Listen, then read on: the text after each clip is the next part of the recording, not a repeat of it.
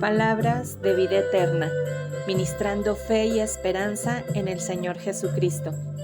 Comentarios y reflexiones tocantes al primer libro de Samuel, por Julio Quirós, de la Iglesia de Marineros, en Querétaro.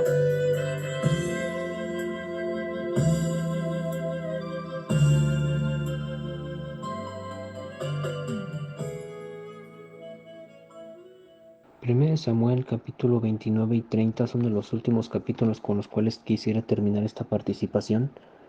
Los capítulos 29 hace referencia de cómo es que David se encontraba con el pueblo de los filisteos y con el rey Aquis para salir a pelear juntos. Sin embargo, los príncipes de los filisteos se dan cuenta que pues David no es parte de ese pueblo, él venía de Israel y, y le dicen a Aquis, ¿qué es lo que está pasando aquí? ¿Qué no es este David del cual se cantaba que Saúl mató a sus miles y David a sus 10,000? ¿Por qué pues le has traído aquí? Y Aquis le dice, pues por mucho tiempo he estado pues viviendo ahí cerca de mí y la verdad es que ha sido un buen hombre. Nunca me ha fallado, no ha sido pues malo conmigo, la verdad es que es un buen chico. Entonces pues no pasa nada, ustedes tranquilos. Y ellos le dicen, ¿sabes qué? La verdad es que no puede venir con nosotros. No vaya a ser que en la hora de la guerra pues vaya a voltear bandera contra nosotros y nos elimine. En vez de beneficiarnos, nos perjudique. Entonces, ¿no? Entonces te pedimos que por favor lo despaches, le regreses a su casa y con la pena no puede estar aquí. Entonces Aquis con mucha pena va y le dice a David lo que está pasando y le regresa. Sin embargo, en el momento que regresan a Siglag, que era el lugar donde estaban, se encuentran que pues los de Amalek habían llegado y habían incendiado todo su campamento y se habían llevado a su esposa, sus hijos, sus hijas, todas sus pertenencias. Y los hombres que estaban con David se dan cuenta de esto y comienzan a llorar amargamente, con una tristeza tan profunda de no saber qué había pasado con sus esposas, sus hijos, si es que estaban vivos y cómo es que había llegado a pasar esto, y llegan a una conclusión: David tiene la culpa, David es el que nos llevó. Y dice el versículo 6, y David fue muy angustiado porque el pueblo hablaba de apedrearlo, porque todo el pueblo estaba con ánimo amargo, cada uno por sus hijos y por sus hijas, mas David se esforzó en Jehová su Dios. Prácticamente estaban en desánimo todo el pueblo. Todo el pueblo estaba desanimado y pues con amargura, y me hace pensar cuántas veces nosotros no hemos llegado a tener situaciones que nos provocan un desánimo en nuestra vida, en los cuales nos hace pues flaquear en nuestras decisiones y tomar malas decisiones por ese desánimo que llegamos a tener en nuestras vidas. Porque, ¿sabes algo? Podemos ser personas de fe, pero con desánimo. Y cuando hay desánimo, también llegamos a tomar malas decisiones. Y tenemos que considerar que antes de tomar una decisión, siempre tenemos que ver en qué estado de ánimo lo estamos tomando. Y antes de tomar la decisión, tenemos que recuperar nuestras fuerzas en el Señor, como lo hizo David. Antes de salir y tomar la decisión de ir tras esos amalecitas y poderles quitar a sus hijos, recuperó su ánimo en el Señor, tomó fuerzas en el Señor. Es lo que hace referente a ese pasaje. ¿Sabes algo? No siempre vamos a tener el ánimo para hacer las cosas, pero tenemos que animarlos. David tuvo que tomar ánimo en el Señor. Y ¿sabes algo que tenemos que entender? Que tú eres el dueño de tu ánimo. Tú eres el dueño de tu propio ánimo. Es algo que tenemos que entender. Podemos tener grandes predicadores, personas alrededor, nuestra propia pareja que nos esté tratando de animar, pero si tú mismo no te animas, nadie más lo va a hacer. Tú eres el que tienes que hablarte a ti mismo y hacerte entender que tú eres el dueño de tu ánimo. Mira lo que dice Salmos 42. 42:5 dice: ¿Por qué te abates, oh alma mía, y te conturbas en mí? Espera a Dios, porque aún le tengo de alabar por las saludes de su presencia.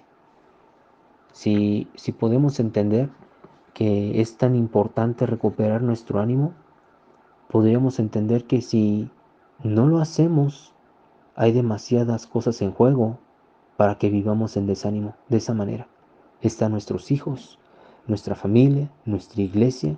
Hay tantas cosas en las cuales están en juego que no nos estamos dando cuenta.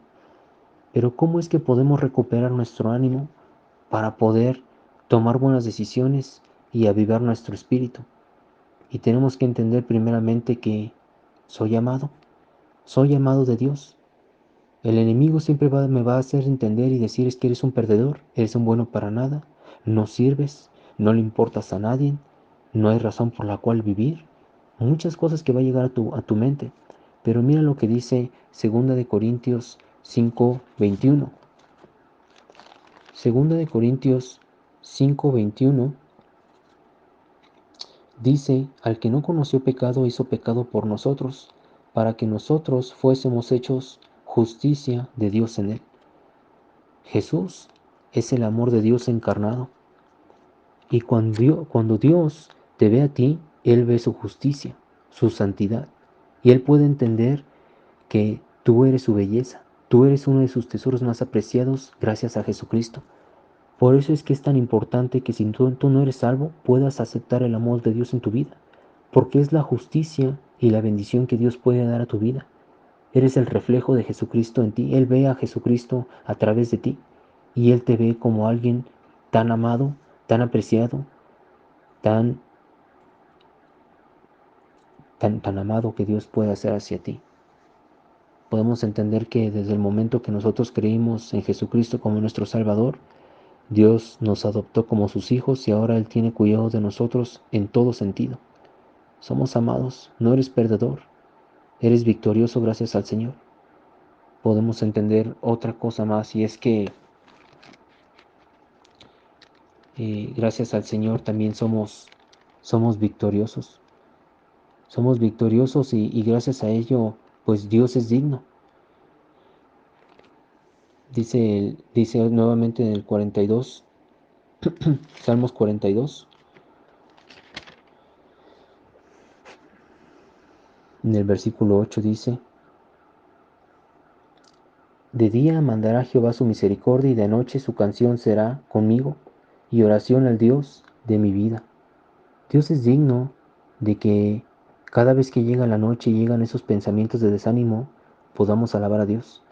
Porque no sé si sabías, pero en la noche es donde a veces se agravan más los problemas, es donde estás dando vueltas en la cama, pensando en tantas situaciones que estás viviendo y pasando y llega ese desánimo. Pues no quiero decirte, hermano, que a veces cuando llegue ese desánimo a tu vida, a veces es preferible irte a dormir más temprano, descansar y poder reposar en el Señor. Pero también cuando tengas la oportunidad, y es el punto que quiero llegar, es que es bueno alabar a Dios, aun cuando no quieras hacerlo. Porque ¿sabes algo? Él es digno. Y a veces cuando estamos en esas situaciones de desánimo y por las noches y pensando tanto eso, es cuando nos cuesta más trabajo. Es cuando quisiéramos estar poniendo esas canciones tristes que están llegando ahí a nuestro corazón y haciéndonos saber lo miserable que somos y lo que está pasando. Y son tantas canciones de esas, hasta baladas ponemos para podernos sentir más apachurrados, ¿no? Pero no es como debe de ser. Tenemos que entender que Dios es digno de que podamos alabarle, Dios es digno que nos recordemos, Dios es digno que oremos a Él y podemos confiar en Él. ¿Por qué? ¿Por qué tenemos que entender esto? Y es porque es lo que dice 2 Corintios 5:15. Dice, y por todos murió para que los que viven ya no vivan para sí, mas para aquel que murió y resucitó por ellos. Tenemos que entender que ya no vivimos para nosotros. Tenemos que entender que ya no es lo que nosotros queramos. Que Dios es digno que podamos entregarle nuestra alabanza, nuestra gloria, porque Él nos compró. Ama a tu esposa, no porque tienes ganas, sino porque Dios es digno. Ve a tu congregación, no porque tengas ganas, sino porque Dios es digno. Ser mejor trabajador en tu trabajo, no porque tengas ganas, sino porque Dios es digno. Lee tu Biblia, no porque tengas ganas, sino porque Dios es digno. Ten constante oración y alabanza a Dios, no porque quieras, sino porque Dios es digno. Y para terminar con esta parte, tenemos que entender que también tenemos un futuro en Cristo, en Dios. Tenemos un futuro que, a pesar de que no vemos la situación futura adelante, tenemos algo mucho mayor que Dios desea para nosotros. Pues imagínate si pudieras transportarte mentalmente al lado de David cuando él está viviendo esta angustia tan profunda, esta amargura que está teniendo en su vida por que sus amigos le quieren apedrear, ya no tiene a sus hijos, ya no tiene a sus esposas, eh, ha sido desterrado, vive con sus enemigos. Imagínate esto y David ahí preocupado y desanimado por esta situación y que él pudiera decirte, pues, ¿qué tengo por delante ahora? Ya perdí todo, ya no tengo nada. Es más, ni casa tengo, no tengo absolutamente nada. ¿Y qué podías decirle, David? Oye, yo vengo del futuro y sé toda tu historia y sé lo que va a pasar contigo. No te preocupes, vas a recuperar todo. Vas a, Saúl va a ser derrotado, tú vas a ser rey, vas a ser padre de muchas generaciones, de ti va a venir el Mesías. Vienen cosas buenas, espera, anímate. ¿Sí entiendes a qué punto voy? Ahora imagínate en tu vida todos aquellos planes que Dios tiene para ti, el deseo que tiene para tu vida. Pero tenemos que entender, tengo un futuro. Cada buena historia tiene malos capítulos, pero esos malos capítulos no son para siempre, son parte de esa historia. Y tenemos que entender que Dios tiene planes de bien y no de mal para nuestras vidas. David tomó ánimo en el Señor, confiando en el Señor, entendiendo que de Dios vienen sus fuerzas. Entonces, si el día de hoy estás pasando por un momento de desánimo, quiero hacerte recordar que eres amado de Dios, que Dios es digno de que podamos retomar estas fuerzas, este ánimo del Señor, y que podamos entender que tenemos un futuro en Dios, porque ya no vivimos para nosotros, sino para aquel que murió en la cruz.